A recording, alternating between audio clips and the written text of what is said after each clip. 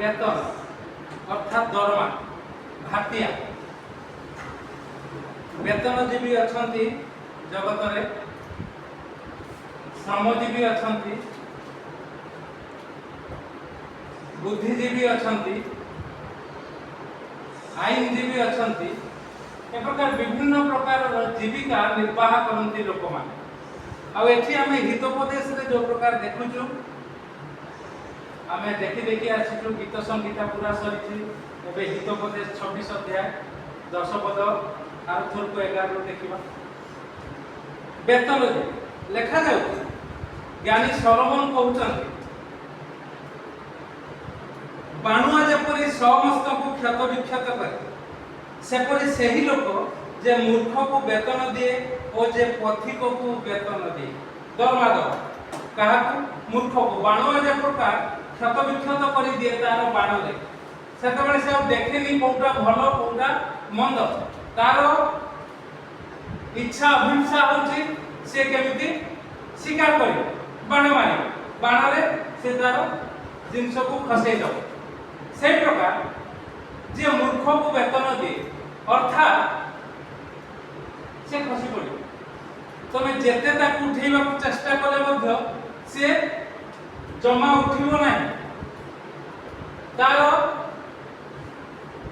গতি সঠিক হব ନାହିଁ তার মার্গ সরল হব ନାହିଁ সে পড়িবাটা থয়। তেଣু କରି লেখা যাଉଛି জ্ঞানী কହୁଛନ୍ତି মূর্খକୁ বেতନ দিଅ ନାହିଁ। ଆଉ ପଥିକ ଚାଲି ଯାଉଥିବା ଲୋକକୁ ତ ଆଜି ସେ ମାଛ ମାରନ୍ତି ଯାଉଥିଲା ମୁଁ କହିଲି ମୁଁ ଭଲ କଥା କହିକି ଜଣଙ୍କର ପରିଶୋଧ କରିବି ବୋଲି ମୋ ପାଖକୁ ଅଧିକା ଲାଗିଲେ କାରଣ ମତେ ଲାଗିଲା ମୁଁ ନେଲି ତାକୁ କିଛି କହିବି। ଆର ଥରକୁ ଆସିଲେ ତାକୁ କୁହାଯିବ ଅନ୍ୟମାନଙ୍କ ପାଖରୁ ଯାହା ନେଉଛ ମୋ ପାଖରୁ ସେ ନେଉଛ ତ ଏତିକି ଆଉ ବେଶୀ କିଛି କୁହାଯିବ। ପଥିକକୁ ବେତନ ମୂର୍ଖକୁ ବେତନ ବେତନ ସମ୍ପର୍କରେ ଆଜି ଆମେ ଦେଖିବା। ଜଗତରେ ସମସ୍ତେ ବେତନ ପାଆନ୍ତି ଆମେ ପାଉ। ଜଗତରେ ସମସ୍ତେ ଯିଏ ଯୋଉଠି ଶ୍ରମ କରିକି କିଏ ଅର୍ଥ କମାଣି କରୁଛି କିଏ ବୃତ୍ତି କରିକି କରୁଛି କିଏ ଆଇନ ପାଠ ପଢିକି ସେମାନେ ଅର୍ଜନ କରୁଛନ୍ତି। ଏ ପ୍ରକାର କିଏ ବୁଦ୍ଧିରେ କଥା କହିକି ଦୀପଦ ଲେଖି ଦେଇକି ଆପ୍ଲିକେସନ ଲେଖିବେ ଦରଖାସ୍ତ ରଖିଦେବେ ସେମାନେ ବେତନ ପାଉଛନ୍ତି କିଛି ପାଉଣା ପାଉଛନ୍ତି। ଆମେ ଦେଖିବା ଯଦି ବେତନ ଯଥାର୍ଥ ବେତନ ଯିବେ ଯୋଉମାନେ ମୂର୍ଖ ନୁହନ୍ତି ଯୋଉମାନେ ପଥାଚାରୀ ନୁହନ୍ତି ଗଲା ଆସିଲା ଲୋକ ନୁହନ୍ତି ଯଥାର୍ଥ ଲୋକକୁ ଯଥାର୍ଥ ବେତନ ଯଦି ଆପଣ ମୁଁ ନ ଦେବା ଅବା ଆପଣ ମୁଁ ନ ପାଇବା ତାହେଲେ ଭୟଙ୍କର ବିଷୟ ପ୍ରଭୁ ଏହା ଶୁଣନ୍ତି। ଯାକୁବ ପୁସ୍ତକ ବାହାର କରିବେ ଯାକୁବ ପୁସ୍ତକ ତାର 5 ପର୍ବ 4 ପଦ ଲେଖା ଯାଉଛି ପ୍ରଭୁ ସ୍ୱର୍ଗରୁ ଏହା ଶୁଣନ୍ତି।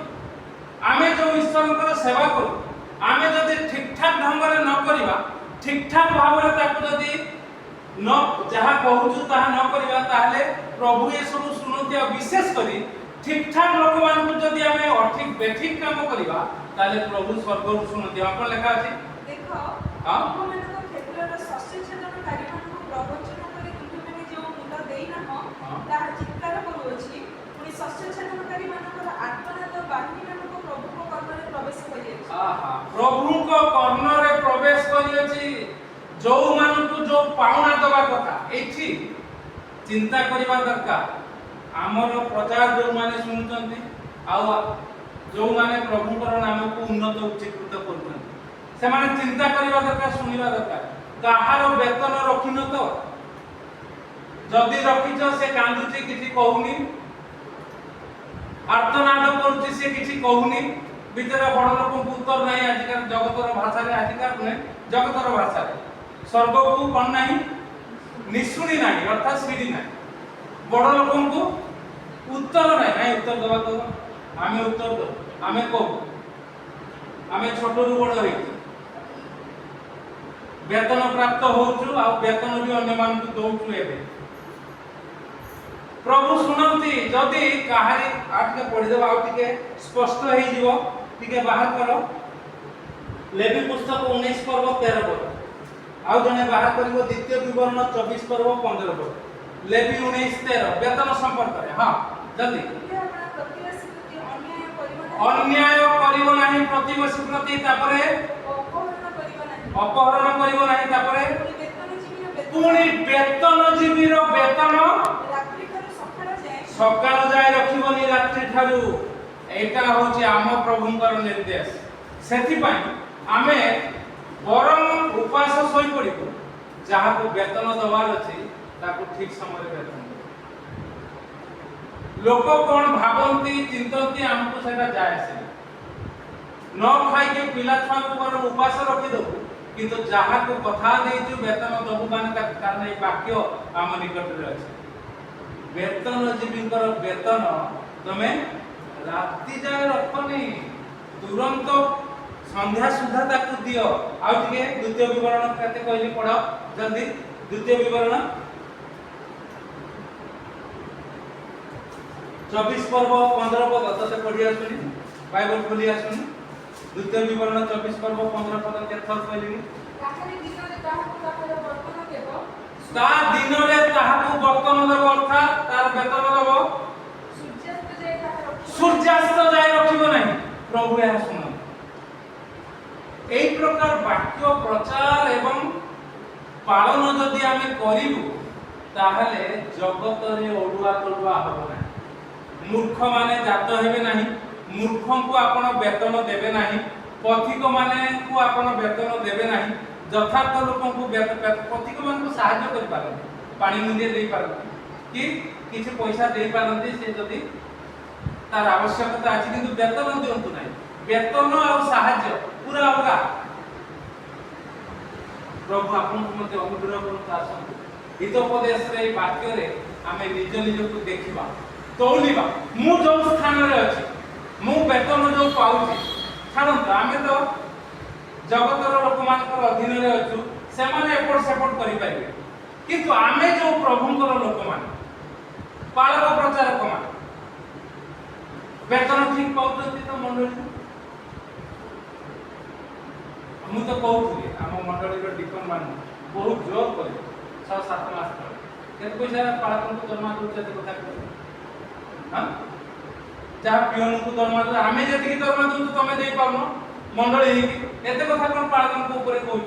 ଆଉ ସେମାନେ କିଛି କହିପାରୁନଥିଲେ 2 ଜଣ ଡିକନ। ପାଳକ କାହାର ଚାକର ନୁହନ୍ତି, ପ୍ରଭୁଙ୍କର ଲୋକମାନେ କାହାର ଚାକର ନୁହନ୍ତି, ଆମେ ପ୍ରଭୁଙ୍କର ଚାକର। ଆଉ ଅନ୍ୟମାନଙ୍କ ନିକଟରେ ଆମେ ପ୍ରଭୁଙ୍କ ଠାରୁ ଯୋଉ ଚାକର, ଯୋଉ ଚାକିରିରେ ଯୋଉ ଅର୍ଥ ପାଉଛୁ, ତାହାକୁ ଆମେ ଅନ୍ୟମାନଙ୍କ ନିକଟରେ ଘୋଷଣା କରିବା। ଆମର ପ୍ରଭୁ ଆଶୀର୍ବାଦ ଅଟକେଇ ଦିଅନ୍ତି ନାହିଁ, ଗୋଟିଏ ମିନିଟ ସେ ଅପେକ୍ଷା କରନ୍ତି ନାହିଁ, ଆଶୀର୍ବାଦ ଦିଅନ୍ତି। ଯଦି ଆପଣ ମୁଁ ଠିକ ଠାକ ଭାବରେ ମୂର୍ଖ ନ ହୋଇ ତାଙ୍କର କ୍ଷେତ୍ରରେ ଯଦି କାମ କରୁଥିବା, ପଥିକ ନ ହୋଇ ଆମେ ଯଦି ସଚରାଚର ଲୋକ ହୋଇ ପ୍ରଭୁଙ୍କ ନିକଟରେ ତାଙ୍କର କାର୍ଯ୍ୟ ସାଧନ କରୁଥିବା, ସେ ଗୋଟିଏ ଓଳି ଗୋଟିଏ ସେକେଣ୍ଡ ଆମର ବେତନକୁ ସେ ଅଟକେଇବେ ନାହିଁ। ସେଥିପାଇଁ ପ୍ରଭୁଙ୍କ ବାକ୍ୟରେ ଲେଖା ଯାଉଛି, ପ୍ରଭୁ କର୍ଣ୍ଣ ଡେରି ଏହା ଶୁଣନ୍ତି। ଯଦି କି ଆର୍ତ୍ତନାଦ କରେ, ବହୁତ ଦୁଃଖୀ ଲୋକମାନେ ଅଛନ୍ତି, ସେମାନେ ଦୁଃଖ କରନ୍ତି, ମୁଁ ଏତେ କାମ କରି ମତେ ସାହାଯ୍ୟ କଲେ ନାହିଁ, ଏତେ ତାଙ୍କର ସେବା କଲି, ଝାଳ। ଆଜି ଜଣେ ଆସି ସକାଳେ ବସିଥିଲେ ନା ସେ କହୁଥିଲେ କୋଉମାନେ ସବୁ ତାଙ୍କର ନିଜ ସାଙ୍ଗମାନେ, ଆଉ କେତେ ଜଣ ହିନ୍ଦୁଙ୍କ ଭିତରେ ଖ୍ରୀଷ୍ଟିଆନ ନାଁ ଗୋଟେ କହିଲେ, 2ଟା। ମତେ ଭାରି ବାଧିଲା, ମୁଁ କିଛି କହିଲି ଯେ ଏମାନେ ମୋ ସାଙ୍ଗରେ ପଢୁଥିଲେ, ଅସୁବିଧା ସମୟରେ ନେଲେ, ଆଉ କିଛି ରଖିଦେଲେ, ଏବେ ଯାଇ ଦେଇନା, ପୁଣି ସେମାନେ ବହୁତ ପଇସା ତାଙ୍କର ନା କହିଲେ, ଆମକୁ ଦୁଃଖ ଲାଗେ। এই প্রকার বাক্য পালন এবং প্রচার যদি হব, ଲୋକମାନେ ନିଶ୍ଚିତ ଭାବରେ ପ୍ରଭୁଙ୍କ ନାମକୁ ଉନ୍ନତ ଉଚ୍ଚୀକୃତ କରିବେ, ଯଥା ପ୍ରୟୋଗ କରିବେ। ଆମେ এই ଗୀତ ଗାଇଲୁ ନା, ଯଥା ପ୍ରୟୋଗରେ ହାରୁ ଅଛି ଶୟତାନ, ଯଥା ପ୍ରୟୋଗ ନ କଲେ ଶୟତାନ ହାରିବ ନାହିଁ। ପ୍ରଭୁ ଆପଣଙ୍କୁ ମୋତେ ଅନୁଗ୍ରହ କରନ୍ତୁ। ଆସନ୍ତୁ ବେତନ ଶୀର୍ଷକରେ ଆମେ ଏଇ ଚିନ୍ତା କରିବା, ଯଦି ଆମେ ବେତନ ପାଉଛୁ ଆଉ ଜଗତର ଲୋକମାନେ ଯଦି ବେତନ ଆମକୁ ନ ଦଉଛନ୍ତି ଆମର ଅସୁବିଧାରେ, ଆମେ ଯଦି କାନ୍ଦି ଦେବୁ, ଆମେ ଯଦି ଆଖିରୁ ଲୁହ ଝଡ଼େଇ ଦେବୁ, ତାହେଲେ ପ୍ରଭୁ ତାହା ଶୁଣନ୍ତି। ଆଉ ଯଦି ଆମେ ବେତନ କାହାକୁ ଦଉଛୁ, ଯଦି ଠିକ ଠାକ ଭାବରେ ଆମେ ଦଉଛୁ, ତାହେଲେ ପ୍ରଭୁ ସ୍ୱର୍ଗରୁ ଆଶୀଷ ଧରାଇ ଆମକୁ ମଧ୍ୟ ତାଙ୍କର ଆଶୀର୍ବାଦ, ତାଙ୍କର ସୁସ୍ଥତା, ତାଙ୍କର ସ୍ୱାସ୍ଥ୍ୟ, ତାଙ୍କର ଶାନ୍ତି, ତାଙ୍କର ଆନନ୍ଦ ଆମକୁ ଭରପୁର କରିଦେବେ। ପ୍ରଭୁ ଆମକୁ ଏହି ଚିନ୍ତାରେ ଆଶୀର୍ବାଦ କରନ୍ତୁ, ହିତୋପଦେଶ ଚିନ୍ତାରେ। ଆଉ ପ୍ରଭୁ ଗୌରବ ଦିଅନ୍ତୁ, ଆମେ ସଠିକ ଭାବରେ ବେତନ ବୁଦ୍ଧିଜୀବୀର ବେତନ ସନ୍ଧ୍ୟା ପର୍ଯ୍ୟନ୍ତ ନ ରଖୁ ସୂର୍ଯ୍ୟ ଉଦୟ ହେବା ପୂର୍ବରୁ ତାକୁ ପେମେଣ୍ଟ କରିଦେଉ, ଯଦ୍ୱାରା ସେ ପ୍ରଭୁ ଶୁଣିବେ ଆଉ ଆପଣଙ୍କୁ ମୋତେ ଆଶୀର୍ବାଦ କରିବେ। ଆମେ